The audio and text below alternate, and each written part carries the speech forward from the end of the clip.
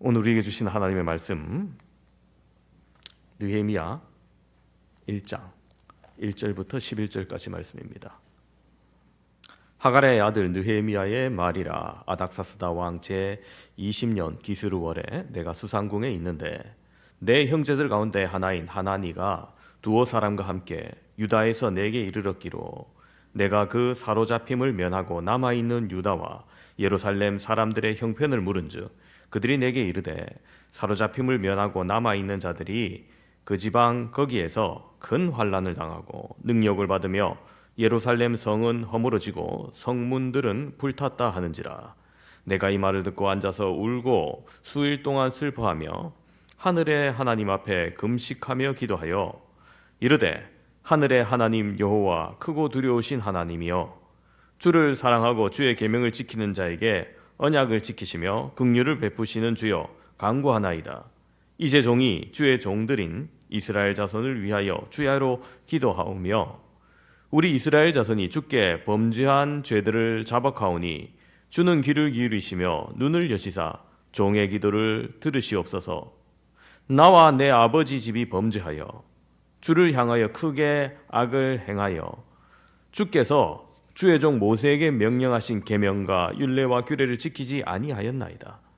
옛적에 주께서 주의 종 모세에게 명령하여 이르시되 만일 너희가 범죄하면 내가 너희를 여러 나라 가운데 흩을 것이요 만일 내게로 돌아와 내 계명을 지켜 행하면 너희 쫓긴 자가 하늘 끝에 있을지라도 내가 거기서부터 그들을 모아 내 이름을 두려고 택한 곳에 돌아오게 하리라 하신 말씀을 이제 청하건대 기억하옵소서. 이들은 주께서 일찍이 큰 권능과 강한 손으로 구속하신 주의 종들이요 주의 백성이니이다. 주여 구하오니 귀를 기울이사 종의 기도와 주의 이름을 경외하기를 기뻐하는 종들의 기도를 들으시고 오늘 종이 형통하여 이 사람들 앞에서 은혜를 입게 하옵소서 하였나니 그때 내가 왕의 술관원이 되었느니라. 아멘. 오늘 말씀의 본문은 지난주 새벽 기도 때 나눴던 말씀인데 설교를 하던 도중에 우리 성도님들이 이 말씀을 함께 들었으면 좋겠다는 마음을 성령님께서 강하게 주셨습니다. 그래서 오늘 더욱더 묵상하고 풍성하게 하여서 함께 전하고자 합니다. 사랑하는 성도 여러분, 오늘 우리가 나눌 느헤미야서 1장의 이야기는 이스라엘 역사에서 가장 어렵고 절망적이었던 시대의 배경을 하고 있습니다. 그래서 그 시대의 상황을 우리가 조금만 더 이해하면은 오늘 이 느헤미야의 눈물의 기도의 무게가 훨씬 더 깊이 와닿습니다. 이스라엘은 하나님의 말씀을 떠났었고 우상 숭배에 빠져있던 시대가 오래 이어졌었습니다. 결국 하나님께서 선지자와 예언자들을 통해서 계속 경고하셨지만 그 백성들은 듣지 않았습니다. 그래서 기원전 586년 예루살렘이 바벨론에 의해서 완전히 함락됩니다. 성전은 불탔고 성벽은 무너지고 백성들은 포로로 끌려가서 나라 자체가 사라져버린 겁니다. 기나긴 포로 생활이 지나고 바벨론을 새롭게 정복한 페르시아가 제국으로 등장하면서 비로소 이스라엘 백성들에게 귀환의 기회가 주어집니다. 처음은 스룹바벨 총독이 이끄는 1차 귀환이 시작됩니다. 그 시대적 목표는 성전을 다시 건축하자인 겁니다. 80년이 지나 학사 에스라가 2차 귀환으로 율법을 다시 세우는 사명으로 1차 귀환 공동체 회개를 이끌어냅니다. 하지만 그들이 도시를 이루고 적의 침입으로부터 그리고 때강도의 습격으로부터 보호할 성벽과 성문이 제대로 갖춰져 있지 않았던 시대였던 겁니다. 그러니까 이스라엘 백성들이 나라로 돌아오긴 했지만 에스라의 2차 귀환 이후에 다시 13년의 긴 시간이 지나면서 예루살렘은 안전도 없고 정체성도 잃고 경제적으로도 영적으로도 완전히 무너져 있던 상태였던 겁니다. 그때 등장한 사람이 바로 느헤미야입니다. 성도 여러분, 오늘 우리는 느헤미야 1장의 말씀 속에서 무너진 현실 앞에 우리가 어떤 마음으로 서야 할지 함께 살펴보려고 합니다. 폐허 같은 현실 상황에서 하나님은 한 사람을 사용하십니다. 하나님께서 그 한 사람 느헤미야를 사용하신 것은 그가 가진 능력 때문이 아니었습니다. 바로 그의 마음과 기도 때문입니다. 오늘 우리가 이 말씀을 통해서 나누고자 하는 메시지는 세 가지입니다. 첫 번째로 느헤미야는 무너진 현실을 보고 마음이 무뎌지지 않은 사람입니다. 느헤미야는 궁궐에서 일하고 있었습니다. 즉 예루살렘에 있지 않고 페르시아의 수도 수상궁에서 왕의 잔을 따르는 높은 관직을 가지고 있었습니다. 오늘날로 말하면 안정된 공무원, 왕 옆에 있는 그것도 고위 공직자죠. 안정된 직장, 따뜻한 집, 매일 먹을 것 걱정 없는 삶입니다. 그런데 어느 날 느헤미야의 형제 하나니가 예루살렘의 소식을 들려줍니다. 성벽은 무너지고 성문은 불탔고 백성들은 큰 고난과 능력 가운데 있습니다. 여러분, 이 말을 듣는 순간 왕궁에서 편하게 지내던 느헤미야의 마음이 산산조각이 납니다. 그의 회복의 사역은 사실 거기서부터, 바로 무너진 현실을 듣는 마음의 충격에서부터 시작이 됩니다. 여러분, 이 말을 들었을 때 느헤미야가 어떻게 반응했을까요? 성경이 이렇게 말합니다. 이 소식을 듣고 앉아서 울고 수일 동안 슬퍼하며 금식하며 기도했다. 여러분, 요즘 시대에 과연 이러한 사람이 얼마나 있을까요? 우리가 뉴스나 유튜브 같은 데서 영상을 보면은 고통당하는 사람들을 종종 보게 됩니다. 그럴 때 여러분 어떤 생각이 드십니까? 전쟁 난민, 기아에 굶주린 뼈만 앙상하게 남은 아프리카 어린이들, 갑작스러운 불의의 사고를 당한 사람들, 우리가 볼 때 아유 참 안타깝네 하고는 바로 다음 영상으로 넘어갑니다. 우리의 가까운 직장 동료가 어려운 것을 알면서도 또 바빠서 그냥 지나칠 때도 있죠. 좀 성의를 내어서 조의금을 전달하거나 화환으로 슬픔을 나누려고 하지만은 오래 마음을 함께 하지는 않습니다. 하지만 느헤미야는 달랐습니다. 편한 삶을 살고 있었지만 자기 민족의 아픔을 들을 때 마음이 무뎌지지 않았던 겁니다. 성도 여러분, 하나님은 지금도 마음이 깨어있기에 울 줄 아는 사람을 찾으십니다. 문제 앞에 분노만 하는 사람이 있습니다. 이거 왜 이렇게 됐느냐, 불평만 하는 사람이 있으면 누가 이렇게 하느냐, 회피하는 사람이 있습니다. 아유 난 책임 없다. 그러나 여러분, 하나님의 마음을 품고 아파하는 사람은 많지 않다는 겁니다. 혹시 지금 우리 주변에 무너진 곳은 없습니까? 제가 해마다 이맘때 오늘도 광고를 드렸죠. 사역지원서. 내년도 교회 공동체를 함께 섬길 수 있도록 사회원 지원을 받습니다 이러는데, 성도님들이 이때 제일 많이 목양실을 찾아오십니다. 어떤 분은 가정의 문제, 불화와 반목으로 힘겨운 삶을 살아가고 있는 이야기를 들려주시고, 어떤 분은 사람에게 받았던 상처로 말미암아 깨어진 관계 문제를 이야기하시기도 하십니다. 듣고 있노라면 참 안타까운 마음이 듭니다. 사람만 찾아오는 게 아닙니다. 우편물도 한 두세 배로 갑자기 많아집니다. 읽어보면 낙후된 곳에서 경제적 어려움을 겪는 교회가 후원을 요청하기도 하고, 사회복지재단 같은 곳에서 도움을 요구하기도 합니다. 암 같은 질병을 겪고 있는 분의 이야기도 있습니다. 사람이 살아가면서 만나고 싶지 않고 또 피하고 싶은 일들인데 현실에서는 우리가 꼭 마주하게 됩니다. 그래도 여러분, 그래서 만나게 될 때 가정에서 무너져 있는 관계, 내 삶에서 무너져 있는 영적 상태, 교회 안에서 필요한 이 회복, 이 나라, 이 사회의 어두운 현실들을 볼 때 하나님은 그 현실을 그저 다른 이의 안타까운 사연으로 보는 사람을 찾지 않으십니다. 진정으로 마음으로 아파하며 기도할 사람을 하나님께서 찾으신다는 겁니다. 느헤미야가 그런 사람이었던 겁니다. 두 번째로 느헤미야는 문제를 해결하기 전에 먼저 하나님께 무릎을 꿇는 사람, 먼저 기도하는 사람이었습니다. 여러분, 원래 느헤미야는 능력이 있는 사람입니다. 왕을 직접 모시는 술 맡은 관원장이죠. 고대 근동의 왕들은 도구로 암살당하는 것을 경계해야 해서 이 포도주 맡은 관원은 왕의 최측근, 가장 믿을 만한 사람을 씁니다. 그 시대에 왕을 가까이서 모시는 사람, 정치적 영향력도 있고 결정권도 있는 사람입니다.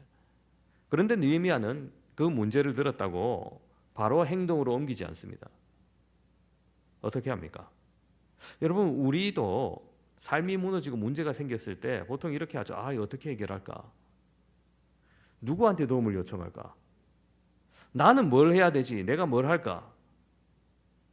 느헤미야 같으면은 당장 이렇게 생각했을지도 모르겠죠. 왕에게 부탁해서 성벽 재건 프로젝트를 시작해야겠다. 그러나 그는 그렇게 시작하지 않았습니다. 4절 후반부에 이렇게 말합니다. 하늘의 하나님 앞에 금식하며 기도하여.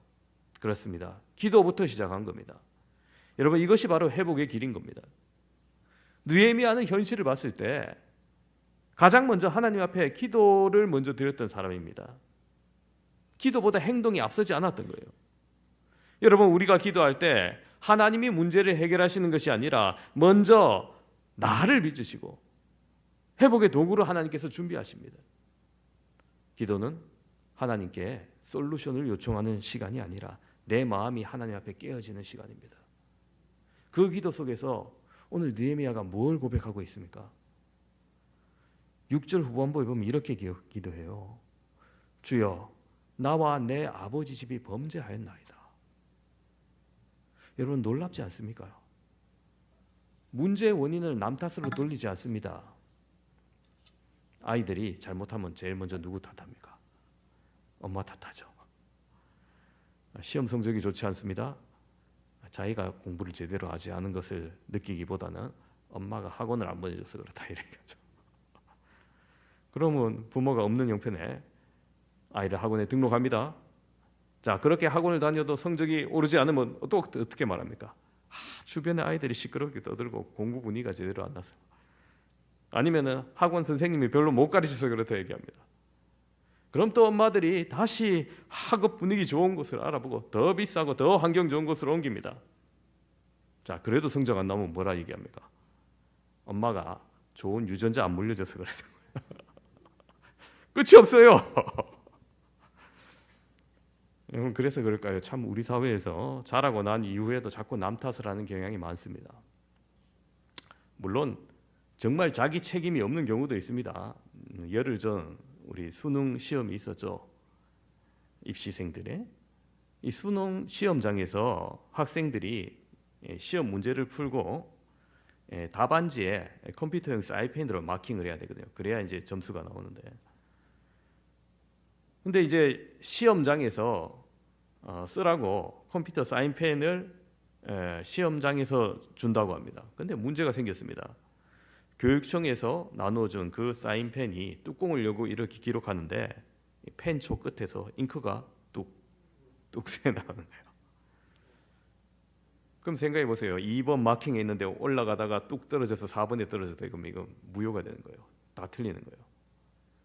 근데 여러분, 잉크 방울이 뚝 떨어졌다 생각해 보세요. 그러면은 종이에 번지고 뒤에 번져가지고 뭐 책상 시커멓게 되고 뭐 얼룩지고 뭐 난리 났던 겁니다. 그럼 침착하게 바꾸고 풀면 되지 않냐 하는데, 여러분, 여러분 때, 제 때 막 학력고사 생각하면 안 돼요. 지금 수능이 국어가 막 끝까지 제대로 잘 푸는 애가 거의 없다 그래요. 거의 막 시간이 쫓겨가지고 마지막에 그냥 찍고 뭐 그렇게 한대요. 그만큼 어렵다는 거죠. 그런데 애들이 그 답안지 바꾸느라 뭐 책상 닦느라 막 소위 말해서 멘탈이 나간 겁니다. 첫 교시부터. 그러니까 그 다음에 마음이 무너지니까 더 불안하고 좋은 컨디션으로 시험을 보지 못했죠. 그래서 고사장에서 나눠준 이 컴퓨터 사인펜 문제로 이의를 신청한, 이 수능 이의를 신청한 건수가 지금 200건이 넘는다고 합니다. 한 고사장에서 한두 개가 나온 게 아니고 몇백 개가 나온 거예요. 그런 불량품이. 여러분, 이거는 분명히 학생 탓이 아니죠. 교육청이나 제조사나 혹은 해당 계약을 맺은 담당자의 책임인 것이 확실합니다. 피해 학생들에게 확실한 대책이 필요해 보입니다. 그런데 사실 여러분, 느헤미야도 따지고 보면은 자기 탓이라기에는 너무나 공간적으로도 멀고 시간적으로도 너무 멀었습니다. 하지만 이 소식을 듣고 남 탓하지 않아요. 먼저 돌아갔던 사람들, 1차, 2차 포로기한 공동체 사람들이 잘못한 거 아닙니까? 아니면 그 시대 정치가나 총독들 책임 아닙니까? 나라가 이렇게 된 거 뭐 왕 때문이 아닙니까? 이렇게 말해도 전혀 이상하지 않을 시대고 상황입니다. 하지만 느헤미야는 먼저 자신을 돌아봅니다. 내가 하나님 앞에 온전히 서지 않았기 때문에 내 아버지, 즉 우리 조상들이, 우리 민족이 하나님을 떠났기 때문에 이런 일이 일어났다고 고백합니다. 성도 여러분, 진짜 회복은 남을 바꾸려고 할 때가 아니라 내가 하나님 앞에 낮아질 때 시작되는 겁니다. 우리 가정의 문제도, 직장의 문제도 그렇고요, 우리 마음의 문제도 그런 겁니다. 하나님은 회개하는 마음을 기뻐하시고 낮아지는 영혼을 높여주시는 겁니다. 세 번째로 느헤미야는 하나님의 약속을 붙들고 담대히 기도하는 사람이었습니다. 느헤미야의 기도의 특징이 있어요. 여러분, 단순히 그가 하나님 도와주십시오, 힘을 주십시오 이런 기도를 한 게 아닙니다. 그는 하나님의 약속을 붙들고 기도했습니다. 우리 8절 9절 보시면 이렇게 기록합니다. 옛적에 주께서 주의 종 모세에게 명령하여 이르시되 만일 너희가 범죄하면 내가 너희를 여러 나라 가운데 흩을 것이요 만일 내게로 돌아와 내 계명을 지켜 행하면 너희 쫓긴 자가 하늘 끝에 있을지라도 내가 거기서부터 그들을 모아 내 이름을 두려고 택한 곳에 돌아오게 하리라 하신 말씀을 이제 청하건대 기억하옵소서. 여러분, 이게 무슨 말입니까? 하나님, 약속하신 말씀 그거 이루어 주십시오. 우리가 회개하면 다시 모으시겠다고 하지 않으셨습니까? 그 약속을 이루어 주십시오, 이 얘기입니다. 느헤미야는 하나님의 말씀에 근거해서 담대히 기도하는 겁니다. 여러분, 기도는 감정의 표현이 아니라 하나님의 말씀을 붙드는 행위입니다. 말씀 없는 기도는 감정적일 수 있지만 말씀을 붙드는 기도는 믿음인 거예요. 그래서 여러분, 우리의 삶에서 회복을 경험하지 못하는 이유는 문제를 너무 크게 보고 하나님의 약속을, 하나님의 말씀을 작게 보기 때문입니다. 하나님은 분명 우리의 문제보다 더 크신 분이십니다. 여러분, 절망이 우리를 무너뜨리는 것이 아니라는 겁니다. 약속을 잊어버릴 때 우리가 무너지는 겁니다. 그리고 마지막 11절에 이렇게 기도합니다. 주여 구하오니 귀를 기울이사 종의 기도와 주의 이름을 경외하기를 기뻐하는 종들의 기도를 들으시고 오늘 종이 형통하여 이 사람들 앞에서 은혜를 입게 하옵소서 하였나니. 자, 여러분, 이 사람들 앞에서 은혜를 입게 하옵소서가 이게 무슨 말입니까? 내가 잘 되고 돈 많이 벌고 복 받게 해주십시오 이 말이 아니죠. 내가 이 일에 쓰임받게 하소서 이 말입니다. 그렇습니다. 여러분, 기도는 하나님의 일을 준비하는 첫 단계일 뿐만 아니라 하나님의 사람을 보내시는 통로이기도 합니다. 느헤미야는 누군가 이 일을 해야 됩니다, 기도하지 않았습니다. 그는 제가 이 일에 도구가 되겠습니다라고 기도한 사람이었습니다. 하나님은 늘 이런 사람을 찾으십니다. 예전에 들었던 이야기 하나를 나누고 싶습니다. 어떤 가정에 오래된 낡은 시골집이 있었습니다. 그 집에는 작은 텃밭을 둘러싼 오래된 돌담이 있었습니다. 세월이 지나면서 조금씩 한쪽으로 기울기 시작했습니다. 가족들도 바쁘다 보니까 그냥 보고 지나치며 살았어요. 아, 저거 한번 고쳐야 되는데 뭐 그러고 말았죠. 말은 하지만 아무도 움직이지 않았습니다. 어느 날 큰 비가 쏟아진 밤에 그 낡은 담이 더 이상 버티지 못하고 무너져서 텃밭 쪽으로 완전히 엉망이 돼버렸어요. 놀란 가족이 뛰쳐나와서 보는데 처참한 광경입니다. 상추, 고추는 막 뒹굴고 있고 호박은 깨어져 있고 막 엉망인 거예요. 그때 가족 중 한 사람이 말합니다. 아버지 좀 저 담 좀 미리 고쳐주셨으면 이래 되지 않았을 건데. 그 말을 듣는 순간 그 집에 아버지가 갑자기 얼굴이 굳어졌습니다. 그리고 잠시 뒤 조용히 이렇게 말했다고 합니다. 그래, 맞다. 저 담을 조금씩 기울어지고 있을 때마다 마음이 불편했는데 언젠간 해야지 하고 미루다가 결국 이래 됐구나. 그날 이후에 아버지는 매일 조금씩 담을 혼자 쌓기 시작합니다. 가족들이 말합니다. 아유, 기왕 무너진 김에 사람 불러가지고 좀 인부 써서 제대로 한번 고치면 되지 않습니까? 하니까 아버지가 대답합니다. 이게 무너진 걸 내가 받고 방치한 것도 나니까 내가 책임지고 내가 다 세우겠다는 거예요. 아버지의 책임감인 거죠. 여러분, 느헤미야의 마음이 딱 이와 같았던 겁니다. 예루살렘 성벽이 무너졌다는 소식, 백성이 위험에 처해 있다는 소식, 그게 무슨 나와 상관이 있냐? 나와 상관없는데 저 멀리 이야기다. 그게 아니었던 겁니다. 저건 그 백성들이 알아서 하겠지 이렇게 말할 수도 있었습니다. 하지만 느헤미야는 무너진 자리를 듣는 순간 내가 책임져야 할 일로 받아들였던 겁니다. 그 마음이 깨어지고 눈물이 흐르고 기도가 시작되었습니다. 회복은 언제나 저 사람이 해야 할 일이 아니라 내가 시작해야 할 일이라고 느껴지는 그 자리에서 시작되는 겁니다. 여러분이 보시는 현실의 무너진 자리에 이와 같이 기도를 드릴 자를 하나님은 지금도 찾고 계십니다. 하나님은 언제나 여러분 편한 사람, 좀 능력 있는 사람, 좀 여유도 있고 시간이 많은 사람을 찾지 않으세요. 뭐 우리는 좀 그런 사람 없나? 그런 사람 좀 사용하시지 않은데 하나님은 그러지 않으세요. 하나님은 마음이 준비된 자를 찾으십니다. 하나님 저를 써주십시오. 저를 통해 가정을 살려주시고, 저를 통해서 우리 기관을 일으켜주시고, 저를 통해서 주일학교를 살려주시고, 저를 통해서 누군가를 위로하게 하십시오. 그렇게 소속된 곳에서 누군가 기도하는 사람이 있을 때 하나님이 그 사람을 통해서 움직이시는 겁니다. 오늘 말씀을 정리합니다. 함께 예배드리는 사랑하는 성도 여러분, 하나님은 느헤미야 한 사람으로 무너진 성벽을 다시 세우셨습니다. 그리고 그 성벽은 단순히 돌을 쌓은 것이 아니라 하나님의 백성의 회복의 상징이 되었습니다.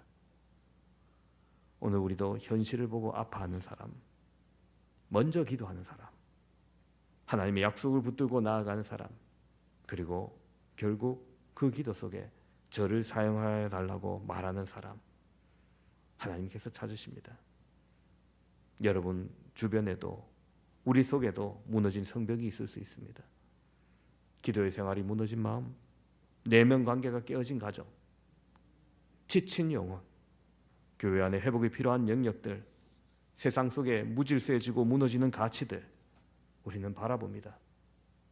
그러나 하나님은 느헤미야에게 하셨던 것처럼 우리에게도 말씀하실 겁니다.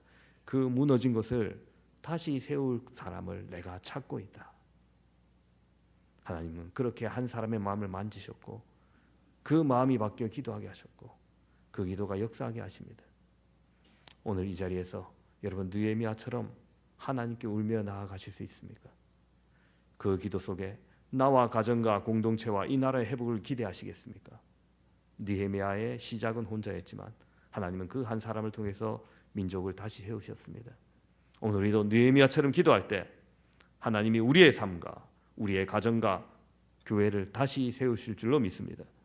여러분이 보시는 그 무너진 자리에 놀라운 회복의 은혜가 있기를 주님의 이름으로 축원합니다.